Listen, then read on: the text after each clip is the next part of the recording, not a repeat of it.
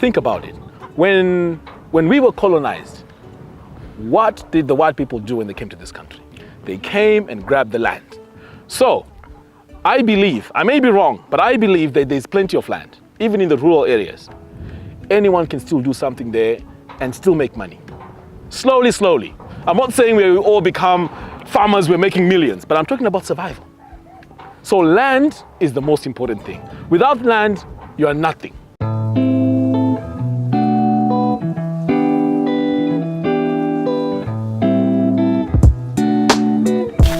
Good morning from Harare, Zimbabwe. It's a beautiful morning out here. I just woke up, but yeah, I'm waiting for a young man who said my videos actually inspired him to come to Zimbabwe, to invest in Zimbabwe. He's Zimbabwean living in the UK, and this makes me feel like projecting every African country in a positive light is very important for Africa. This is why I'm telling you Africans that, see, I'm not perfect, but support this movement, because I feel like the work I'm doing is way bigger than me.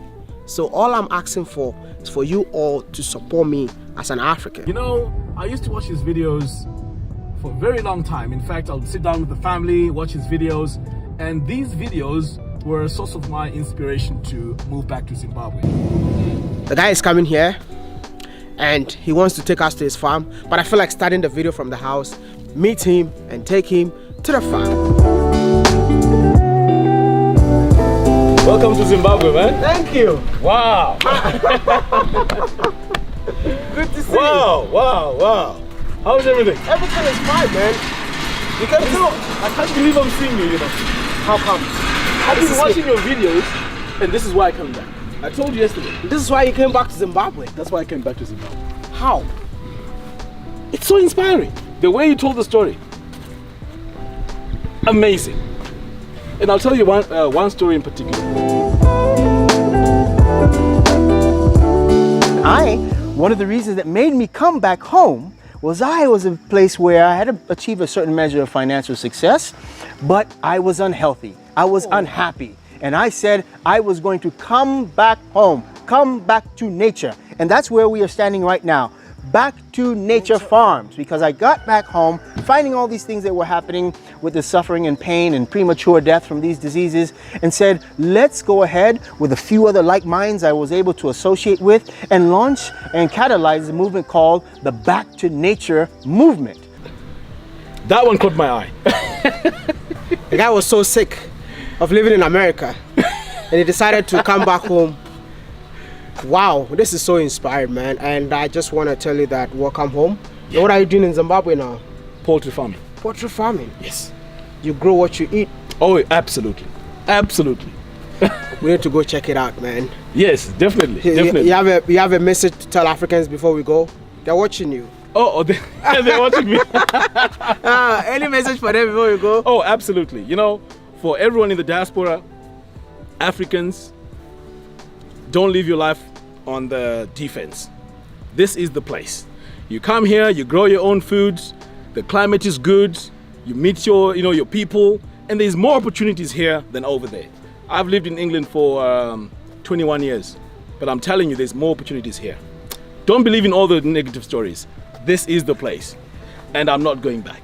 Whoa, you know what, since he's not going back, come along with us. Let's head to his farm and let's go check out what he is doing to change the narrative of Africa. I hope this video will convince you to also move to an African country. I'm not saying come to Zimbabwe, but you can go to any other African country. You're Zimbabwean, right? Zimbabwean, so yes. So he came back to Zimbabwe. You might go back to Nigeria, go back to Cameroon. Yeah, go start a change, man. This is a revolution and no one can stop it.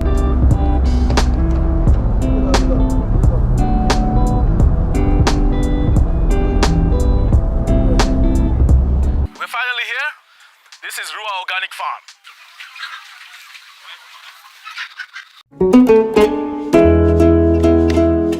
Rua Organic Farm? Yes. My brother, wait.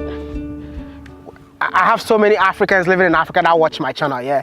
On behalf of them, we want to know, is everything okay with you? Everything is okay with me, 100%. No, how can you live in the UK for 21 years, return back to Africa? See, We are living in a forest, bro. This is not even in town. This is a forest. This is not even close to a village. You know what? Why would you do this? Right. You know what's funny though? The reason why I would do this is because when we are in Europe, or in my case in the UK, I feel like it's a fake life. And the reason why I say that is because the cost of living keeps you working and you never get a chance to come back. I know there are people that have been in America for decades. They're struggling to make ends meet. They're trying to pay their rent. You get so caught up in paying bills, you don't have time to save. And the cost of a ticket to Africa on the average is over $1,000. So you get stuck there unhappy, in the cold, in the winter, working hard. Most times you're in an apartment with 5 to 6 people in one bedroom, but you're not guaranteed to come back. it's a trap which we can't get out of. So what we do now is we end up buying all these material things and feel like we're comfortable. But deep down, we are hurting. When you get there, you get pulled in, right? It has a way of, oh, you're making money, you know you need that car. You're making money, you know you need those red bottoms, you know you need that bag. Like the next thing you know, you're competing with people and you're in debt. And you're so tied in that now you're like, you can't send money home because now you're trying to live above your means. That's what the States does to people. Me coming here, I've really freed myself because everything that I can do here, I can do on this land. I can grow my vegetables, I have my chickens, I can even expand this to other ventures. But in the UK, I cannot do that. Why can't you do that in the UK? First of all, there's a lot of competition. Secondly, it's very expensive. It's very expensive. So you're going to end up taking loans to do all those things, which come with a very high interest. It's very difficult over there. You chose Zimbabwe. Why would you do that? Zimbabwe, I mean, there's a lot of negativity, right, around Zimbabwe. Yeah. Because most people, when they look at Zimbabwe, they're thinking of, okay, I want to work. Well, this is not something that you may want to do when you come here. Working is not even an option because there's not really very good jobs and the economy, you know, and the money, it's all over the place. But if you have something to sell or if you have your own business, this is the place. 100%. So you can come to Zimbabwe to start up your own business? Absolutely. Absolutely. Because you realize that there's over 1 billion of remittances coming from the diaspora to Zimbabwe. 1 billion a year. Where is that 1 billion going? It's going to people who have a product or a service. But if you don't, and you're just sitting here without anything, of course you'll be complaining. So what I would say to a lot of people here and in the diaspora is, find a service. Find something that you can provide that can, something of value, you know? You will make $20 here, $10 here, it's enough for you to survive.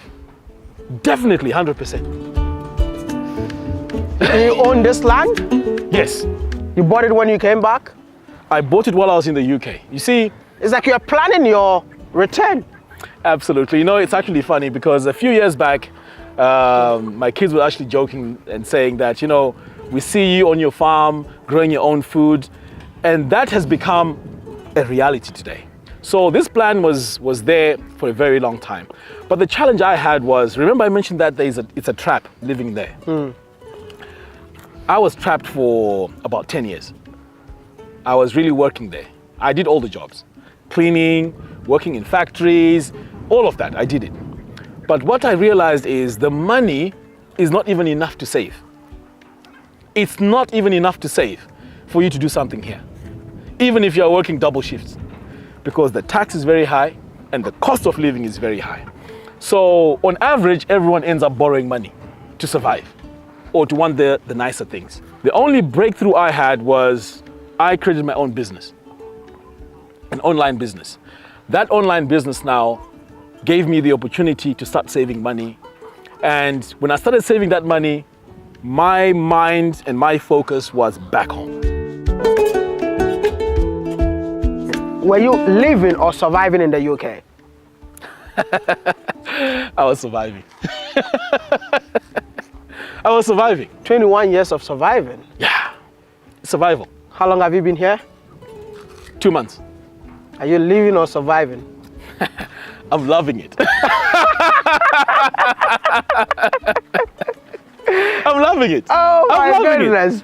You see, if you've never been out there, you will never understand what you're saying. So I want you to convince Africans living in Africa. Do you think there's opportunity in Africa for Africans?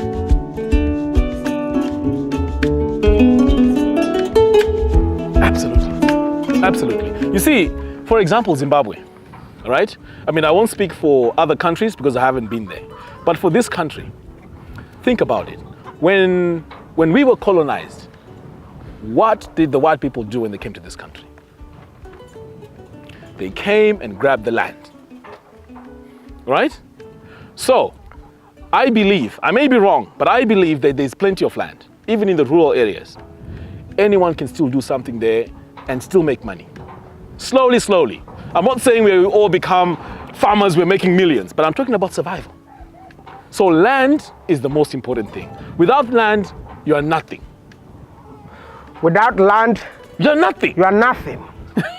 Hey, it's a deep statement. You know that? Yes, yes. Because think about it. With land, that's where you're going to build your house. Yeah. To stay. With land, that's where you're going to grow your crops to eat. With land, that's where you get all your minerals. So without land, you're nothing. Which year did you leave this country? 2001. And why did you left in the first place? Right. When I left the country, my main thing was to study abroad. Right? So I went to study IT. But I was in two minds about going there. So I was in a relationship with my wife now. So really, I had to go and be with her. But at the same time, the studying was at the core of me leaving. Because I was at the time of the dot-com boom, you know, the Windows, the networking, that was like the time. So I went there, did my Cisco networking course. But at the end of it, I realized I can't even get the jobs. I can't even get the jobs that I really wanted because there was serious competition. So I had to survive. So I started doing all these jobs and cleaning, you know, loading trucks, picking and packing. So it was really, really tough. But my main goal to go there was to expand my knowledge, you know, in education. That was the main thing. But now I've changed my mind. Why? I've realized education is good, but you're getting a salary. When you have your own business, that is where you have power. Yes, I'm not saying people shouldn't work. It's good to work. But for you to have like really, really good money, you have to be in the top paying fields, like engineering, doctors, and that kind of stuff. But if you're just working an average job, it's tough. You know, I'm so much interested in the fact that you're saying you're doing cleaning, working in factories. How many percentage of Africans living in the diaspora are doing such kind of jobs? Quite a lot. Quite a lot. Are they the same people that when they come back to Africa, they look flashy out there? It's funny you say that because those are the same people. Those are the very same people who, when they come here or on social media, they all have all these fancy things. But deep down, there's no way they can afford those things. This is where I said it's like living a lie. Because there's a lot of credit out there. You can get credit cards for pretty much anything you want. You see now. So it's giving a false perspective of how people are in the diaspora compared to the people over here. So even what I'm saying now, people won't even believe what I'm saying.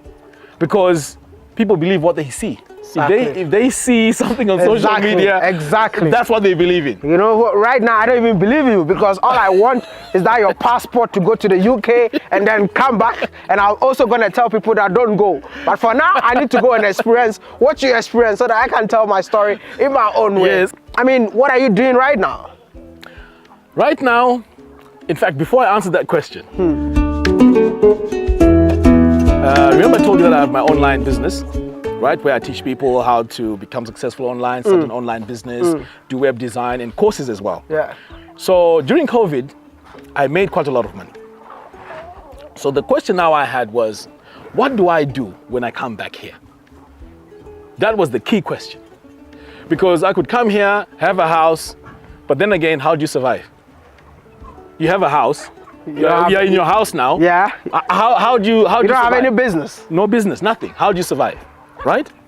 So this is where I thought to myself, two options, either mining or farming. But mining is very complicated. You need a lot of machinery, you need so much. So I chose farming. Wow. So within the farming itself, I thought to myself, what really can I do to really give value? So my passion has always been around organic food, proper food. So the first thing I thought about was meat. I wanted my meat to be free range, free of antibiotics, free of all those chemicals, right? That was number one. Number two, I thought to myself, if I'm going to be growing my vegetables, I want my vegetables to be organic. No pesticide. No pesticides, no fertilizers, nothing, just pure, nice vegetables, nice meat. So this is where I ended up now choosing the farming.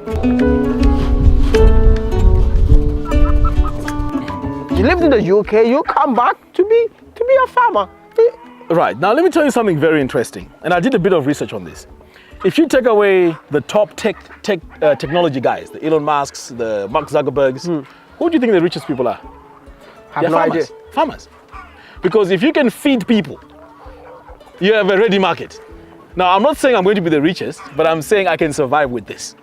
Definitely. I mean, we eat every day. Food is affordable, food is cheap. Yeah, that's why I'm going to be here forever because food over women, for me. I don't even care about hair. I would choose this over hair any day. Maya, they know that I love food. Maya. So how has it been like since you came back? Very challenging. Wow. Very challenging. In fact, 2 weeks ago, I was actually on the phone with my wife and I said, no, I'm coming back. Africa can frustrate you. I was super frustrated. Now, the challenges I've had so far is, you know, in business, you can have the very best product, but if you don't have a market for it, you're useless. So, having lived out there for 21 years, pretty much I don't know anyone here. So I'm coming in blind. So I had a total of, right now, I think we have about 800 chickens altogether. Yeah, there's a few behind there I'll show you as well. So when I got here, it was about 1,500. There's so many of them. So the cost of feeding them is just crazy. And no one is buying them. So money is going out, No money coming in. Yes, this was my main challenge. But I had a breakthrough. I had a lady who owns a restaurant. She wanted some chickens, 20 per week. Wow. And at $10 each. So you can imagine that's $200 a week already, right? It's not all profit, obviously, because, you know, I feed them and all of this, but that was my starting point. She also knew someone that came and bought 200 chickens. And all of a sudden now, I'm in business. All of a sudden, you've changed your mind of not going back. Oh, yeah. Now I'm really not going back. Does it mean that it's a lucrative business? Absolutely. This business now, in fact, I want to show you the future developments. You see, these structures here, when I built them, Yeah. they were temporary structures. I wanted to experiment and see if this really works. Now I'm super convinced that this business actually works. Because the way it's going to be structured is, this business is for people that care about quality food. Wow. if you care about good food, what you put in your stomach, that's my target audience. But I love this, you know, the fact that it's a free-range chicken. That's the best, you know. Yes. I love free-range chickens, though. Right. Very good. Where did you get this technique from? YouTube.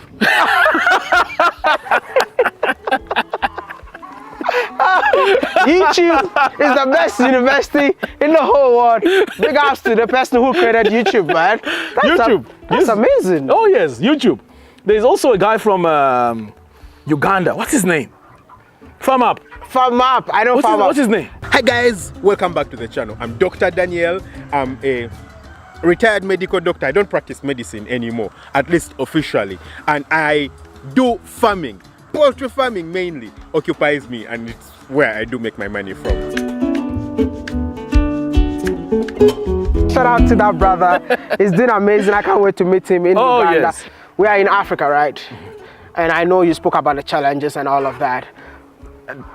I think the diasporans that are moving back here needs to be ready for the challenges. What are the things that you want to tackle on that they should be prepared whenever they are coming in here to establish a business? Very good. So if you are coming from the diaspora, coming back home, first of all, you have to plan, right? Planning is very, very important. If you just move on emotions, and sometimes we do that, I understand the feeling of wanting to go back to Mother Africa. That's fine, but you gotta gauge, am I just moving on emotions only, or am I gonna use the rational as well? You have to plan, how am I going to sustain myself, organize, you know, so. If you come here with 10,000 US dollars, it's nothing. I'm telling you, it will just go like that. So you need to plan, make sure you know what you're going into, do your research, and preferably, if you can set something up while you're there with someone who you can trust, right? So that you secure whatever business it is that you want to go into, and then come. So it's more advisable to do the planning and make sure you have everything that you need in place. Because if you come here with cash and then work it out when you get here, it's a no-no. That one is very difficult. You don't work things out when you're on the ground here. It's tough. You came by yourself? I came with my son. Actually, the only person who followed you? Yes. Come closer. Come closer. I want to ask you a question. Yes. Your dad forced you to come along with him, eh? No. You wanted to come here? Yes. I just finished my A-levels, so I'm taking a gap year before I move to university. Oh, okay. So now you're going to go to the university in the UK? Yes. Okay. But I want to know, yeah, since you are here, how was life in Zimbabwe? It's been very good. I think there's a very big difference in terms of living in there and then coming out here. I think it's a lot more freeing. There's a lot less stress because I think everyone is just more. It's a friendly environment. I think there's a lot. Are you trying to say you are not free in the UK? Not at all, but I think like the environment here, it's a lot stress-free. I think even in general, even people who are working, they're generally happier. They're eating good food. They're breathing good air. Well, what are you going to tell your colleagues who have never been to Africa? Definitely to come and visit. I have a lot of friends who are from different African countries as well, also from the diaspora, who also want to experience their own countries. And I think definitely it's good to get a different environment and different perspective of life as well. Thank you. I didn't tell him to say that, by the way.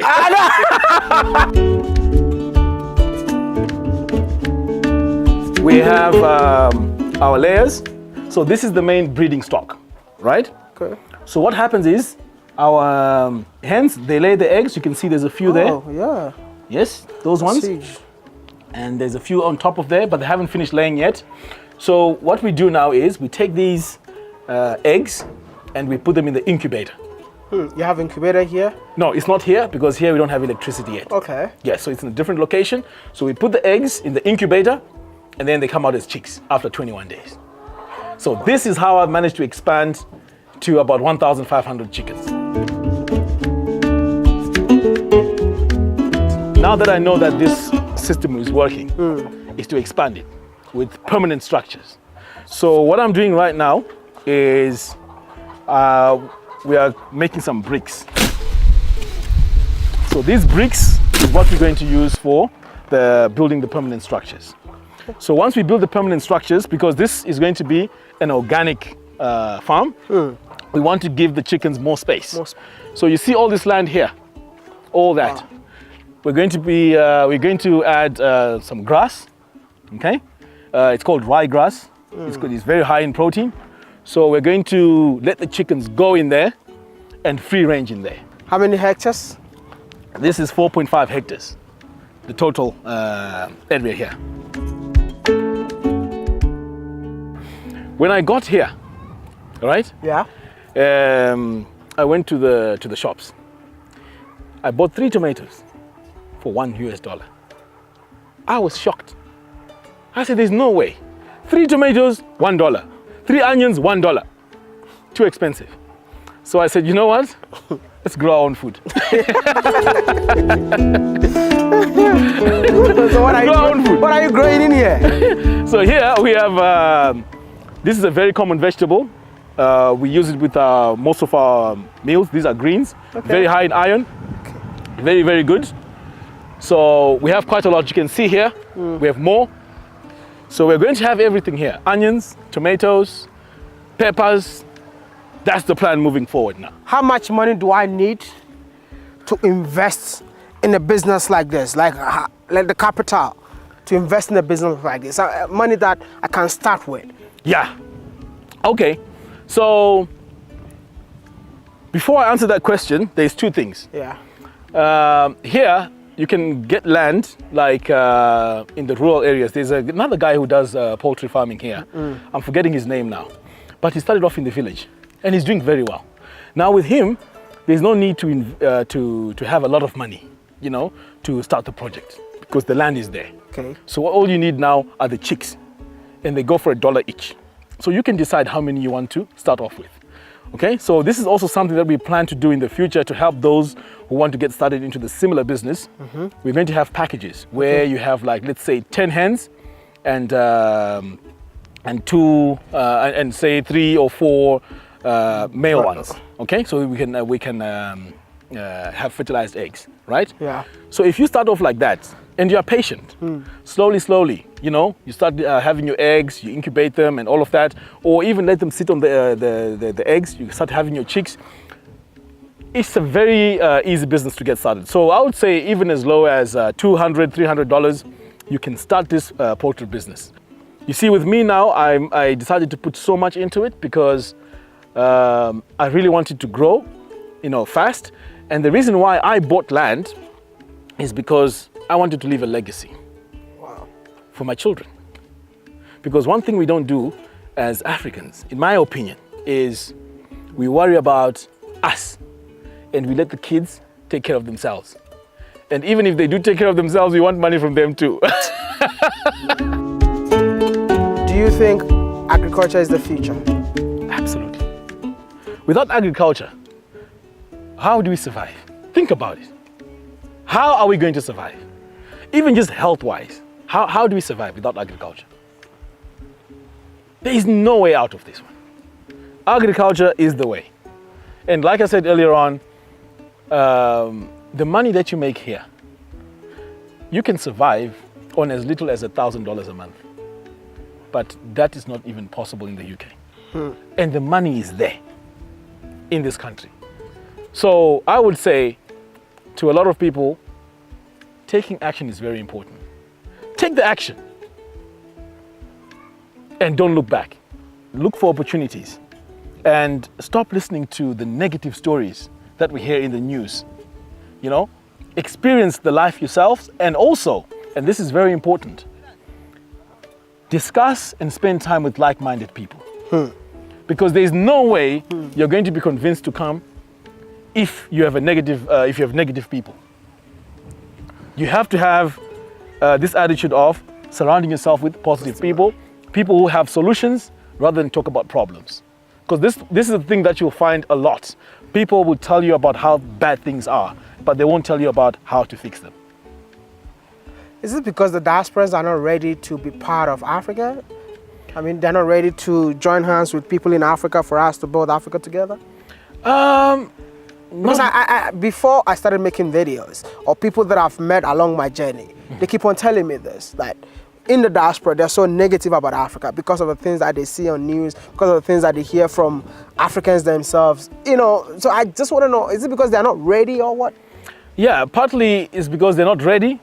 And at the same time, you know, when someone makes a lot of excuses, it's because they're not ready to what? To take action. So you always have to blame something and blame somebody else. So it's like you, I'll say, I haven't made it because you didn't put me on a YouTube channel.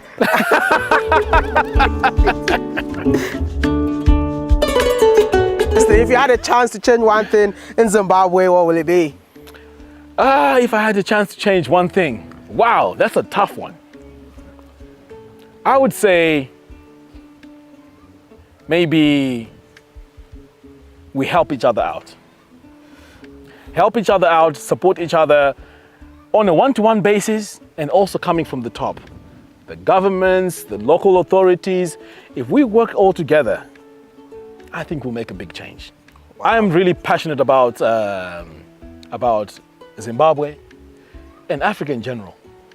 If we work together, I mean, that's the message I would say. Let's support each other, let's work together. Tell them something they don't know about Zimbabwe. Zimbabwe has so many minerals. Zimbabwe is rich. And Zimbabwe has a lot of friendly people.